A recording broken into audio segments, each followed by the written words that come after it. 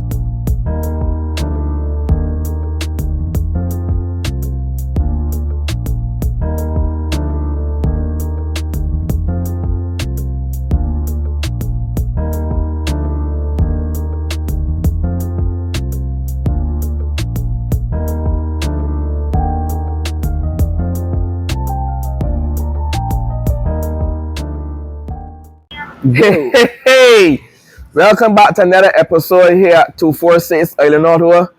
Next to me, I got a real big guy next to me as you walk to see Speedshop logo on the shirt. So be visiting the Speedshop. We can dive in a little bit, throughout the shop. See exactly what type of projects he got going on behind the scene. This guy is a very hard-working guy. But yes, I want to speak a little bit on Bad Motorsports, discussing drags here in Barbados. He's the chairman. So Robert Bishop, introduce yourself to the channel. Yes, as he said, Robert Bishop, chairman of BAD Motorsports. We were established now probably about 15 years. 15 years. Yeah. The mandate was to get most of the street racers off of the street. Well, not all, not most, all of them. So we could create a space that is safe and that we could actually promote motorsports in Barbados on a higher level. As you would know, we are a rally country. Right. Obviously we were connected by the hip with the English, but circuit and rally was our primary. Rally. Yeah. Right. So now we are into the drag racing, the grassroots. Good. Yeah. So let me start off by saying I want to obviously thank you and your team definitely for the trap bike. Is another step now going forward. So I can jump straight into the trap bike because of last event, we would have seen a lot of PBs. Right. PBs from everybody basically. So how have been the trap prep going currently right now for you and your team at the trap? I mean, for the cars that we have, in order to see the full potential of them, trap bike was necessary. We obviously had to get permission because, as you would know, we use the eighth of a mile of our local circuit. Right. So from the time we were granted the permission to use the trap bike, we dived in head first. So I traveled to World Cup a couple times and different tracks, and obviously reached out to some guys that do some prepping, right, and get some information on right, the procedure and stuff like that, because we have never done it before. Correct. Guy Kenty from Jamaica, he was very helpful. Well, Jamaica, any questions? Okay. Big up Kenty from Jamaica for sure. Kenty, yes. Any questions I have for him, he was always helpful and willing to give me any insight. Right. Based on their, so at the trap, basically we only got the 60 foot for right now that we doing. Right. It's probably about 80 feet. 80 feet. Yeah, probably about 80 feet of trap bike. Okay. Yeah. So I've been hearing that the trap bike is pretty expensive. Obviously, I think you use like a half can or something like that. We use a half of the 55-gallon drum, give or take, for each event. Yeah. Each event. Yeah, and it's north of $3,000 for a 55-gallon. North of 3,000 Barbados dollars for a 55-gallon drum. So okay, it's quite expensive. Right. So we definitely gotta look for sponsors, somebody how to at least contribute to the trap bike, because obviously we can't go back from there. It's no way known that the guys have been getting accustomed to the trap bike. Right. I don't think it's any sort known that we could go backwards to non-prep to some extent. Yeah, a lot of the two-wheel drive guys initially were a little discouraged because of, everybody has access to YouTube, and they would have seen similar builds to theirs doing much better. Right. So now that the trap bike has been implemented, right, and the cars have now been showing the full potential, everybody want to move forward and keep the trap bike. Exactly. Exactly. So we could compete with the Caribbean. So guys, you all hear that? Chairman here, it's a trap bike. We going forward from here. We need some sponsors. I know that we on all the sponsors. We have a cruise coming up on February the 1st. Yes. Speed Shop here is a location for tickets. Come and get your tickets. Come and get your tickets. Support the club, each and every one. We expect this cruise to be burst. We expect all the drag racers to come out and represent. So we're looking for a big turnout. So if you are looking for a location in the St. Thomas, right, BRC next door, Lester Vaughan next door, he right here, come to the Speed Shop, support the Speed Shop, each and every time, buy the tickets, support Bad Club, everything. You know what I mean? So that was just by the way. I can put the poster here so you all guys could see, good. Yeah. So back here, Robert. Yeah. Now, obviously, I would like to know, you happy with how the direction that the club is going in terms of getting the streets, getting the guys off the streets to the club, and getting the new youngsters to get involved in drag racing? Are you happy in the direction the club is going in terms of making it, Yeah. getting the guys off the streets? To be honest, yes, I'm very happy. I have not heard about illegal race in a very long time, Right, so I'm happy about that. We have partnered with Bushy Park to create something called Street Digs, which was implemented to get the street guys Right. to get the feet wet and come over to the track Right. to kind of join over to the drag racing drag club. racing. So it has been successful so far. We're getting a lot of the guys to start to join the club. Okay. And start with So the that's street good, racing. eh? That's good. At least we could get the guys from off the street to come to the track and get, because honestly, there ain't nothing on the streets. Nothing. Nothing. Potential accidents and death and Exactly. I jail. think one of your friends, I spoke to him about 2 days ago, Odell. Right. Obviously, he was at the last event. My cousin. Your cousin? Yes. Or didn't even know that. Your Yeah. cousin. I spoke to him. He told me he come here visit the speed shop recently. Odell was telling me, obviously he had some PBs the last event. And he told me he come here and you convince him, like, just shell the car out, get the car ready and make it a rail street drivable race car, dry car now. And I was telling him that's the best way, because if you want sponsors, sponsors ain't interested in the streets. Sponsors want to see white track. Right. So I mean, a lot of people still, it's a touchy topic really. Some people have their cars as race / daily drivers. Right. But as of recent, since people started to the members started to get more serious. Right. I mean, some of them acquired some daily drivers. So obviously he has a daily driver. Yes. And he was torn between the option of still having the car streetable. Right. And based on the potential that the car has, I was like, I mean, you could as well, play defense and, go follow into a drive. Correct. If you're serious about, It makes sense, man. So you're saying basically, if you can take drive serious, it don't make no sense trying to have the best of both worlds. It is expensive and it is hard to have the best of both worlds, because you pretty much, to balance a street car, you have to deal with the weight of the comfort, creature comforts. Yes. Along with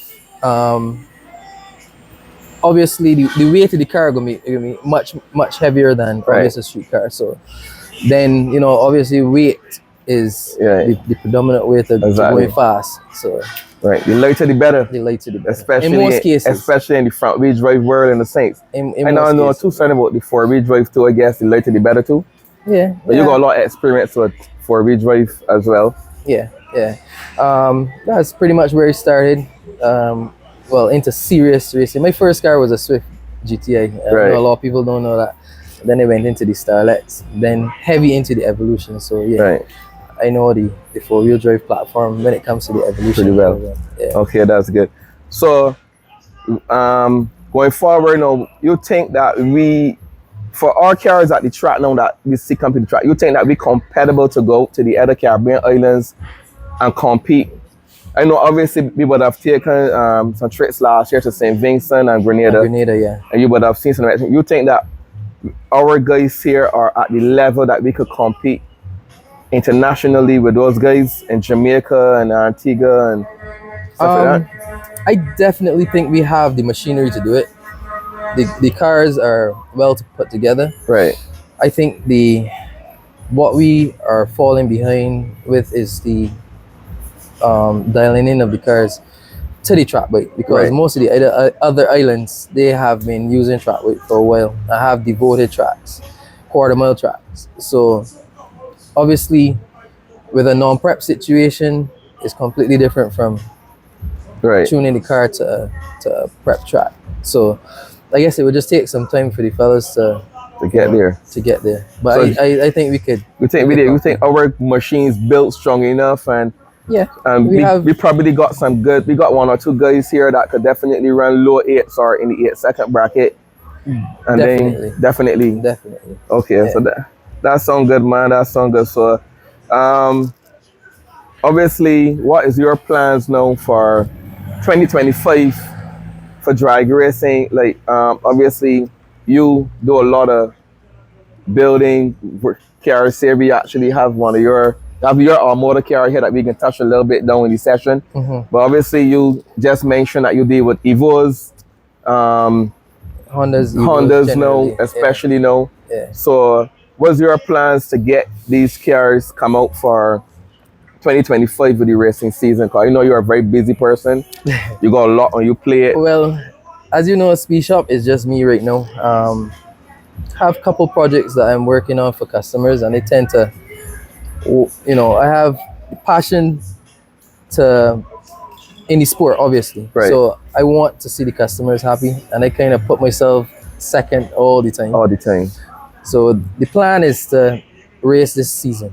Right. But obviously, after I get the other cars at least driving on the way to the. So obviously, you're gonna put yourself on the back burner to make sure your customers are happy and satisfied going down the track. I'm not too far behind. I mean, there's nothing in the engine bay, but the car itself is probably 80%.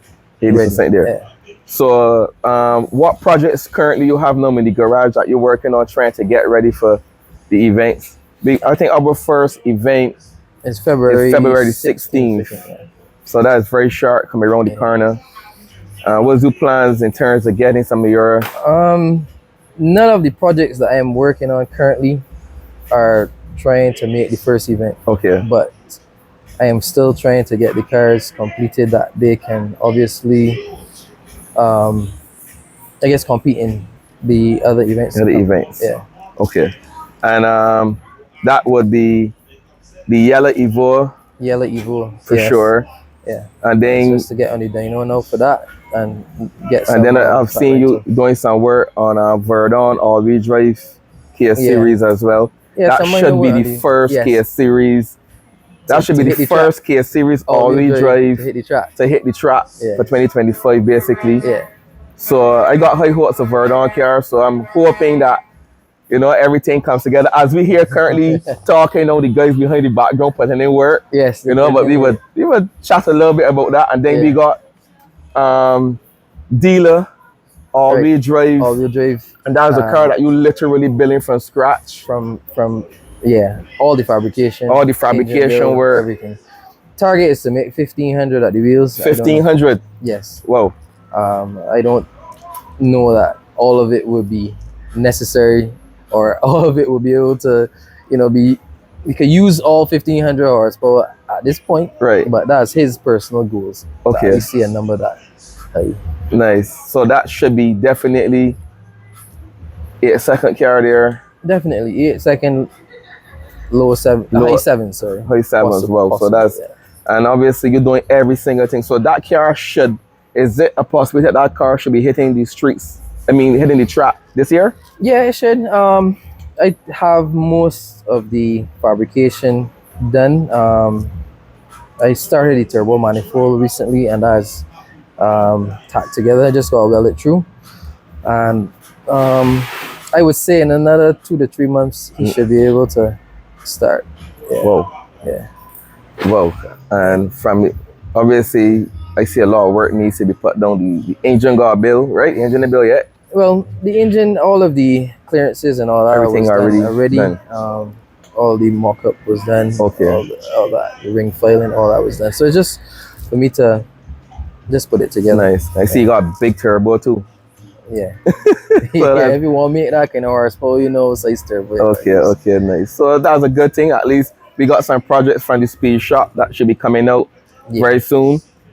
This motor car here behind me. Tell me the future plans for this currently right now, the setup.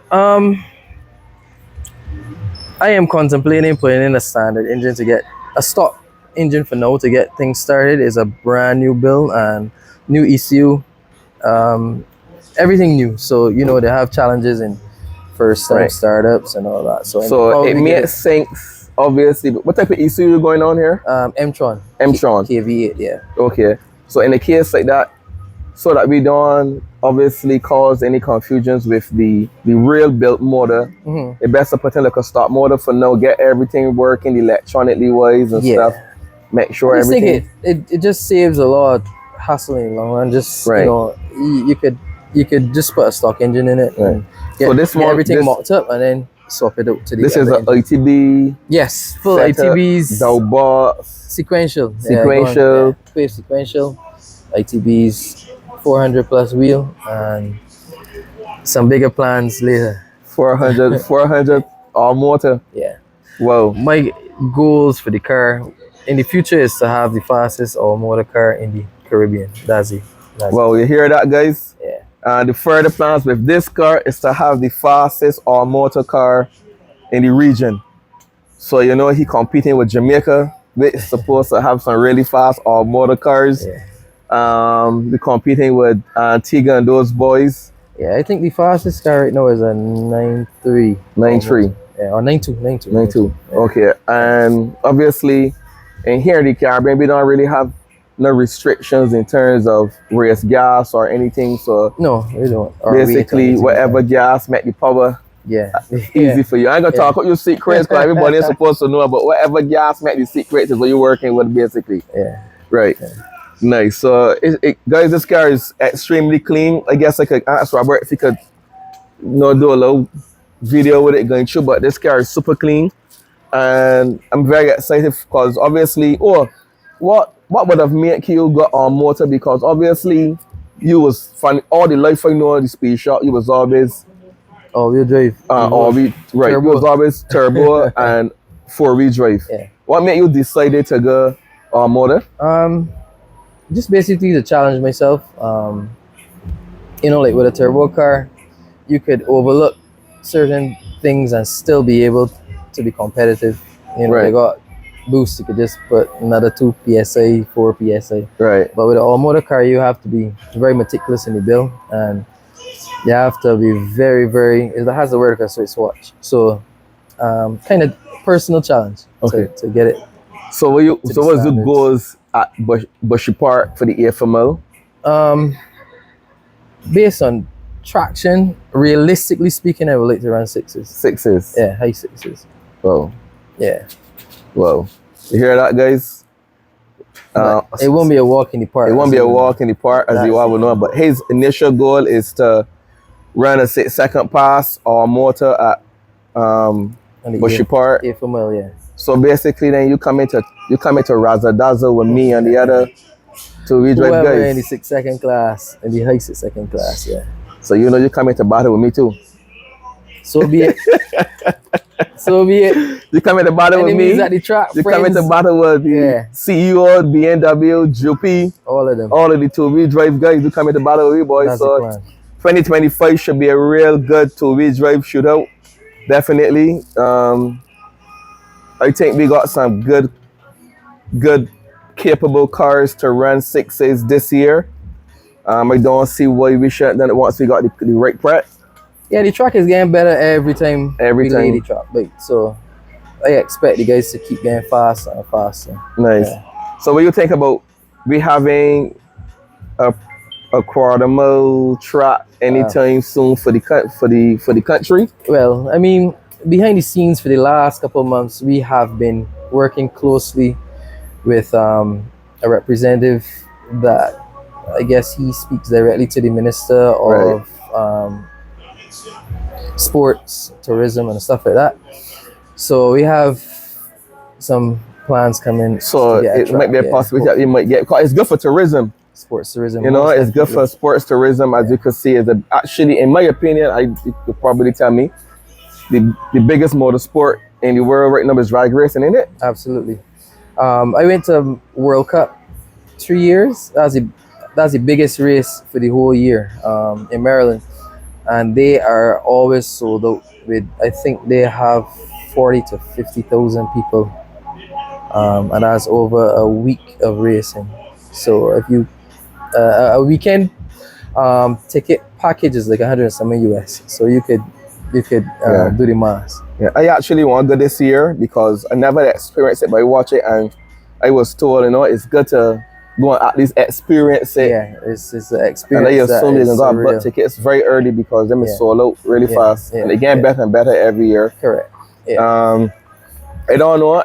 you think it's a possibility that we could put together? I know a lot of guys were saying that they would like to come to Barbados to race, but nobody don't want to come to do it if. But I don't know. I know, like, to me, I find the AFML certain parts of the US is real big.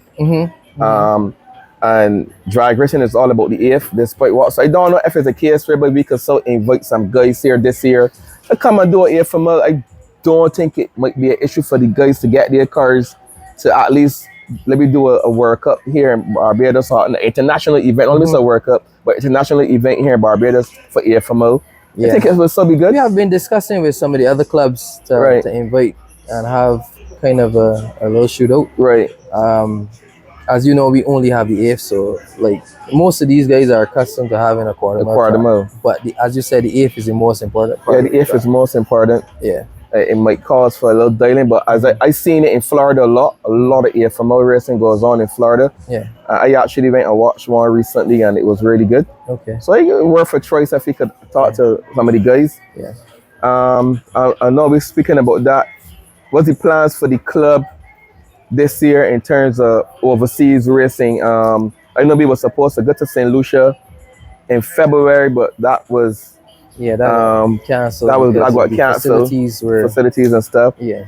I know Grenada is having an event in February, but we can't make that because our first event is like the next week. Correct. So it's going to be difficult to get the cars there and then back here for our event. So I think from there, I think it's supposed to be a possibility. Contenders Trinidad. And then Grenada later in the year. Grenada a little later in the year. Yeah. Then Guyana. Yeah. Yeah, I mean, you know, some of those islands are far away from us. You know, so the logistics of travel could sometimes be because of the container ways and issues to get, you know, travel and stuff. Guyana, we have been invited over there countless times, but I think the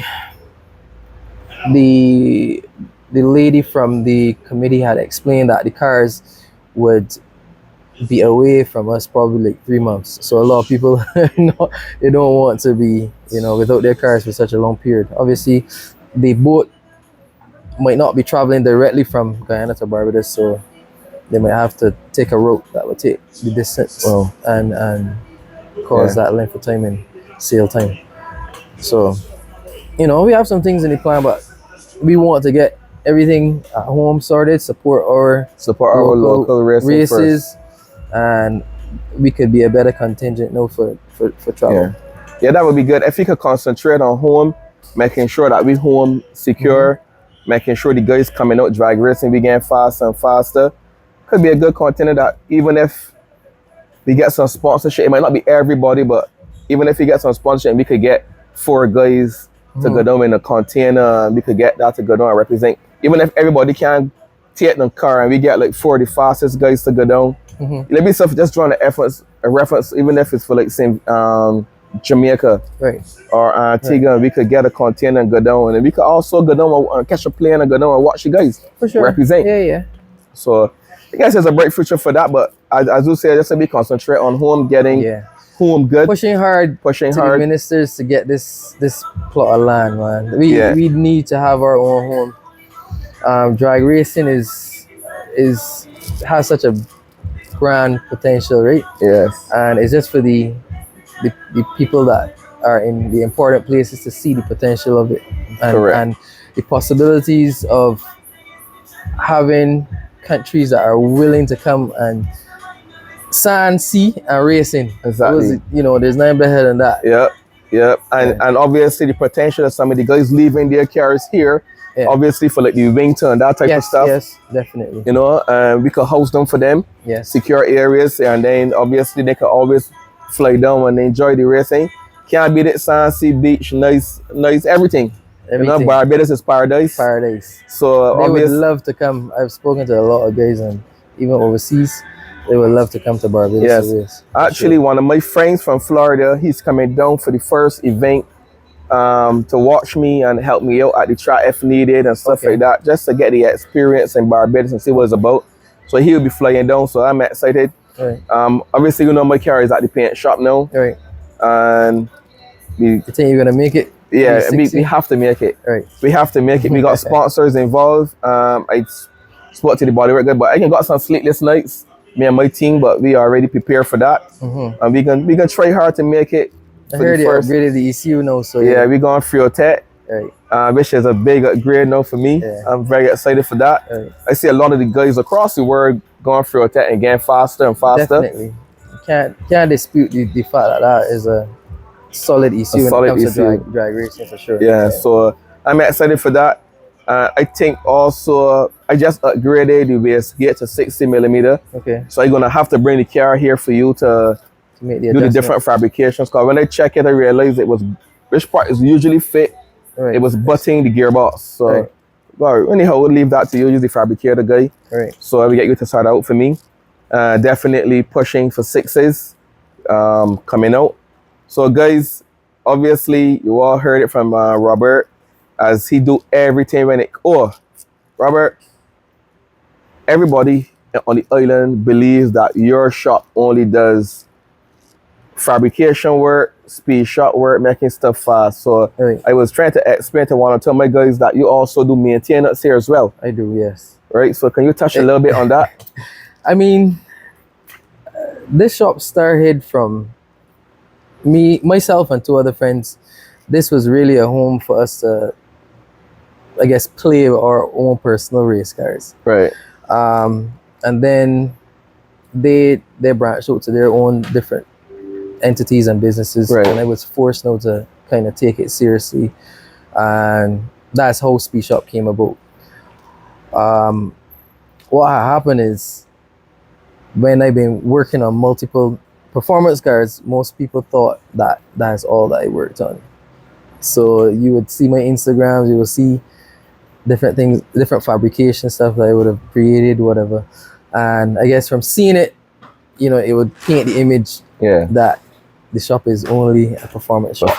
You know, we do, you know, basic machining, decking, blocks, heads, services, you know, stuff like that. Oil changes, shots, roddings, rackings, you name it like that. He has a speed shop. Sorry, he has a machine shop in the back, whereby, you know, if you got a cylinder head, your car, regular car out there, and hey, gasket blown and you need the head to get it refaced, you can bring it here to the speed shop as well. If the block need decking, he do cylinder head work.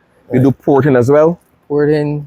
Yeah. Seats. Any kind of cylinder machine head work. If I need to change valve seats, install bigger valves, valve guides, 5-angle jobs, anything like that. Anything. Yeah. So you heard it, guys. That's why, in my opinion, he's one of the best in Barbados right now when it comes to engineering, machine work, you name it. And obviously he's growing big and bigger. I don't know how he's doing all this himself.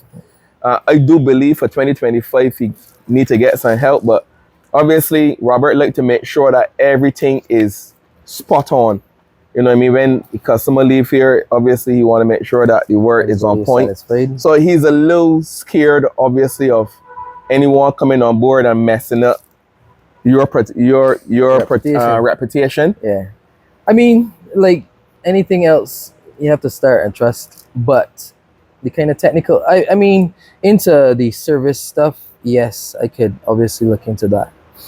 But when it comes to engine building or specific machine, you know, it would take time for me to don't teach somebody. Yeah. So, you know, it's food for thought. I would look into the near future and see what is held for me. Okay. Yeah. So I'm well, definitely. I think personally you need some help here. But can you tell me what is one of your most great moments in drag racing in Barbados? Like it could have been you driving, it could have been you going to the dyno making serious horsepower. What is one of your most memorable moments for drag racing? Plenty of them actually. At one point we had the record for the fastest time, which was 6.1 in the Evo. That was before there was a prep track.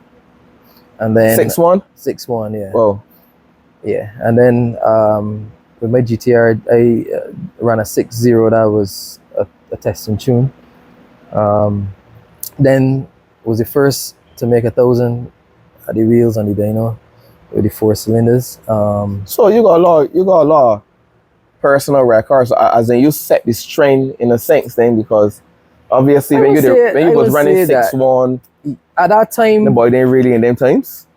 And that was myself and the Yusuf brothers that used to be in competition back and forth. Yeah, for that fastest time, yeah. But that was at that time we were the 2 shops that had the 2 devoted dry cars, the Evos.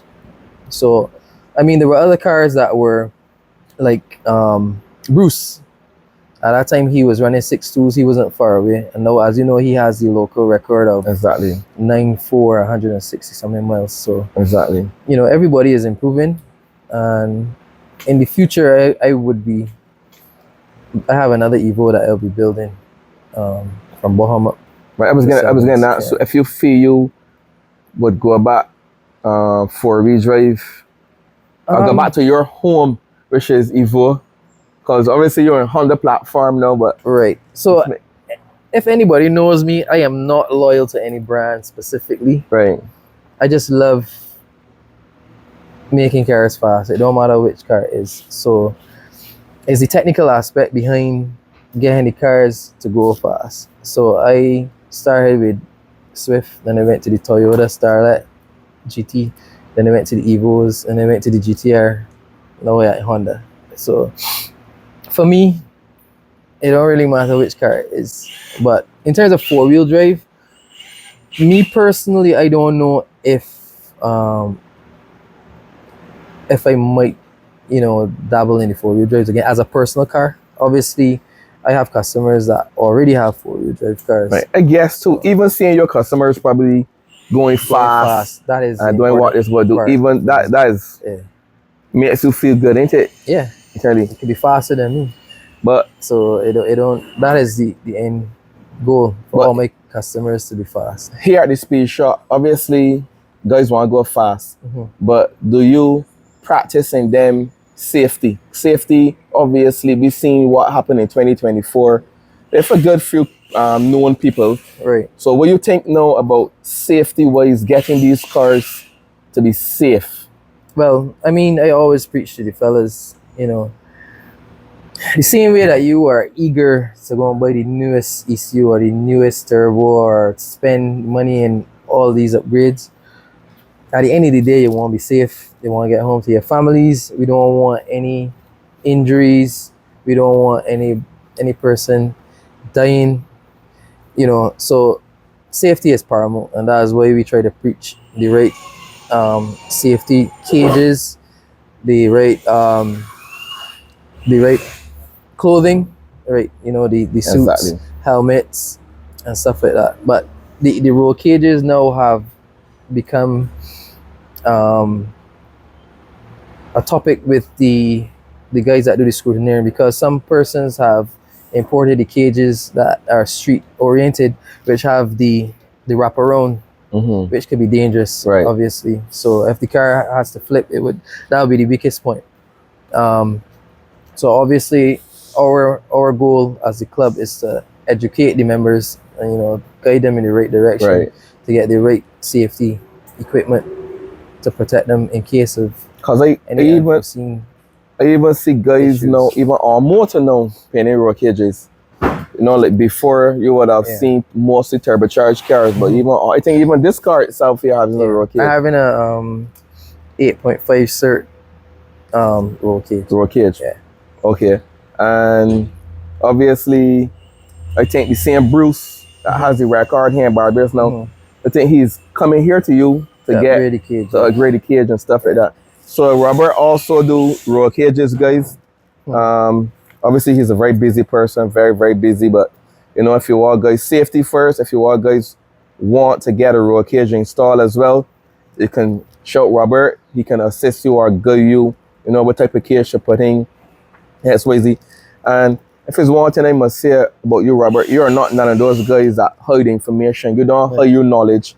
You just share a lot. And obviously, you were one of the guys that obviously encouraged me and tell me, look, Ramel, my car could do this, and they was telling you, nah, Robert, it ain't possible. I can't see it.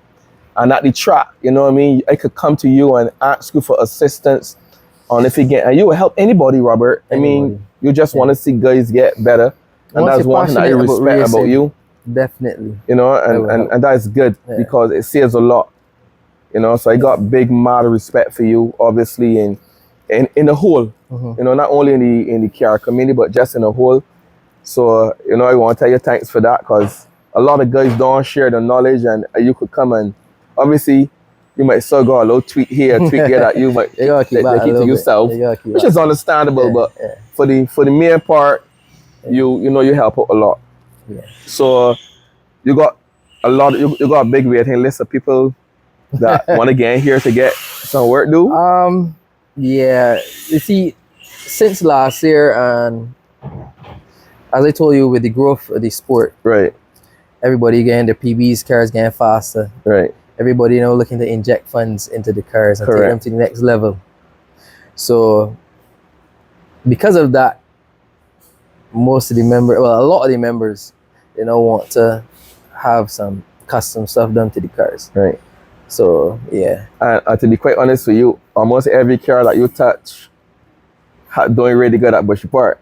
Well, reasonably good. Yeah. I don't want to took my own hand, but yeah. I would give knowledge where I can. Right. Because like basic thing about tires, I have been trying to explain that you can't go fast unless you use the right tire. And I've been telling people this for the longest while. Now they understand that you could have 2,000 horsepower and if you can't get it put in the track, you know, it's a waste of time. So happy to see that the members are now buying the right slicks and doing the right stuff to the cars, right, you know, getting the right suspension and, you know, dialing the cars properly. A lot of guys obviously, a lot of guys know, and a lot of guys don't know that you also built a pretty high horsepower on motor Niblet. Oh. We haven't seen Niblet at all for 2024. Yeah. Is there any ideas Niblet might be coming out for 2025? He said he was dealing with some other pressing issues, Right. you know, personal stuff, but he had convinced me that he's still buying some stuff to keep upgrading the car. Still on a Honda. He wants to get aftermarket ECU. Right. So he told me that he just, hopefully by the end of the year, he should be racing again. Should be racing. Yeah. Okay. Robert has another motor built sponsored car, right? And Niblet is sponsored by Speedshop. Yes. Right. So we're hoping to see that soon. It's a pretty fast car. I think, speaking on the correction, I think when that guy know that was the highest horsepower, highest motor car. Yeah, it was stock size valves. Yeah, it was. It made 350 at the wheel. 350. Yeah. Right. So I really would like to see that car now. I don't even know who got the motor record here now. You mean in terms of four cylinders? 4 cylinders, yeah. I think it's It's him. yeah, it's him, yeah. Yeah, no. Yeah. You mean on the track? On the track, yeah. I think it's him though. I think it's him, yeah. 8-0. Yeah, 8-0. I don't think was, motor. No, motors ain't run right. 7 yet. 8-0. Yeah. So that's good. So that's another record there on it, the Speedshop belt again. Yeah. So before we close this out, Robert, is any other thing you would like to touch at or talk about before we shut down? Well, it's just to get the rest of the guys off the streets, you know, come over to the club. It doesn't make sense going to risk your life or someone else's life on the streets, and then, you know, one silly mistake cause you to be in jail. Exactly. Or in the cause hospital. a death or hospital, whatever. Not saying that nothing can happen at the track, but at least you'll be a lot safer in a more controlled environment. In a more controlled environment. So right. Guys, get your wall safeties up. Yes. Stay away from the street racing. Bring it to the track. Or there's any idea that you think the Yusuf boys will be coming out anytime soon, or they got any? I heard some people whispering that they're looking to come back out with the car, so that we will welcome They always Welcome. produce A pretty a fast solid, car. fast car. Yeah. So Okay. it'll be good to have all of the high horsepower Evos coming out, so that when we do travel, we have a good solid team to represent. Because it's imperative that we show Barbados that we serious, to show the ministers that we serious. You know, that we need a track, because drag racing is going to be the next big hit in Barbados. I mean, rally was around for the longest while, but drag racing taking over now. There is no secret about it. We need a track. We need a track. Yeah, we need something to call our home. We need some place to call our home. Because obviously, Bowman's getting too risky now. Yes. Car strapping. Yes. Higher As you can speeds. see, the car is 167 miles, and that car has more in it. So the road closures, I mean, we've tried to get the bell. The bell. Still, you know, trying to see if something can happen there. But unfortunately, Barbados does not have plenty roads that could safely home a quarter-mile event, because you have to have equal braking to acceleration. The bell might be the honest, safe safe place to race.